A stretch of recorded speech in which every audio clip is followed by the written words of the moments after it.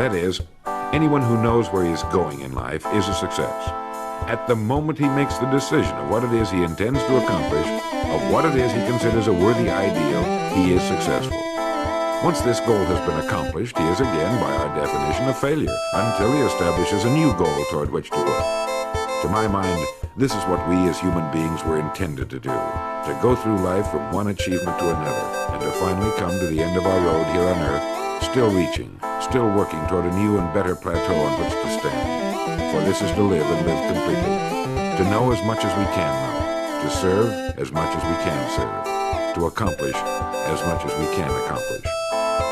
Well, since success is the progressive realization of a worthy ideal, why are we faced with only 5% who can be called really successful? Because the best estimates available tell us that only about 5% will ever decide upon and define the one thing they want.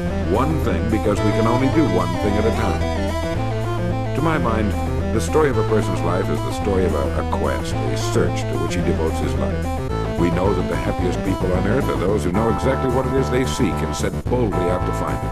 And while we're all dreamers, the fortunate ones are those who have found a dream so exciting and worthwhile that they'll devote a part of all of their lives to making that dream come true. But while all dream, by far the great majority, that 95%, never realizes that a persistent daydream is often the point on which we should set our compass, the place toward which it is meant for us to journey. Tragedy is that the great majority shrugs off this built-in direction finder and returns to the wide, visible, well-marked road in life which they feel must be the best road because it carries the heaviest traffic. Well, let's make this point clear.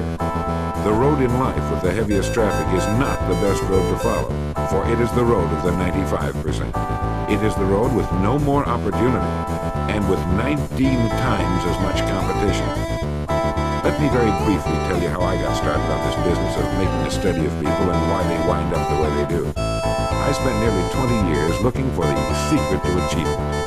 I didn't know it was older than the pyramids and had appeared in more than 50 million books. It started in 1933 during the last Depression for me. I was bothered by the difference that existed between what I had been told and what I could see around me. For example, I had been told that man was God's noblest creature and had dominion over all the earth and all its other creatures. I knew this was true, but in my neighborhood the creatures were eating better than we were, and I wanted to know why so many were poor when there was such abundance on the earth. They had no money, but there was still as much as there had been a few years before. Where it had gone. They had little education,